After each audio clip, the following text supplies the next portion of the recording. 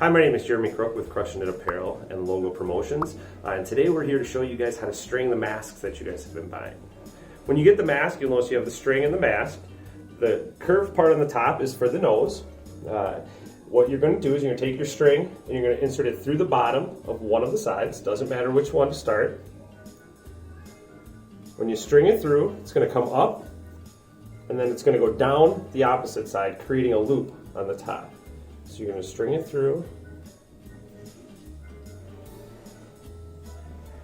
and when you have it through the bottom, you're going to have a loop at the top, and you're going to have two strings loose at the bottom. What you do then is you slip the loop over the back of your head,